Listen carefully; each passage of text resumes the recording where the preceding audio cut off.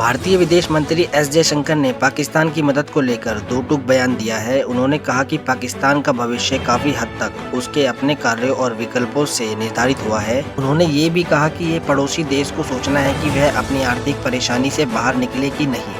उन्होंने श्रीलंका से पाकिस्तान की तुलना को खारिज करते हुए कहा कि दोनों देशों के साथ भारत के संबंध अलग हैं। पाकिस्तान इन दिनों गंभीर आर्थिक संकट का सामना कर रहा है। हालात इतने बुरे हैं कि पाकिस्तान को 1.1 मिलियन डॉलर की मदद के लिए भी अंतर्राष्ट्रीय मुद्रा कोष यानी इंटरनेशनल मॉनेटरी फंड के हाथ पांव जोड़ने पड़ रहे हैं। अगर पाकिस्तान को जल्द ही आर्थिक सहायता नहीं मिली तो उसके सामने डिफॉल्ट होने का संकट खड़ा हो जाएगा। जयशंकर ने श्रीलंका के आर्थिक संकट के दौरान भारत की सहायता का जिक्र भी किया। उन्होंने कहा कि श्रीलंका के साथ भारत के संबंध बहुत ही अलग है। उन्होंने कहा कि मुझे लगता है कि पाकिस्तान का भविष्य काफी हद तक पाकिस्तान के कार्यों और पाकिस्तान की पसंद से निर्धारित होता है। कोई भी व्यक्ति अचानक और अकारण किसी भी कठिन परिस्थितियों में नहीं पहुंचता। ये उनके लिए है कि वह कोई रास्ता निकाले। आज हमारा संबंध ऐसा नहीं है जहां हम उस प्रक्रिया के लिए सीधे तौर पर प्रासंगिक हो सके। जयशंकर ने श्रीलंका के प्रति सद्भावना और पाकिस्तान के प्रति लोगों की भावनाओं का जिक्र किया। इस्लामाबाद भारत में सीमा पार आतंकवाद को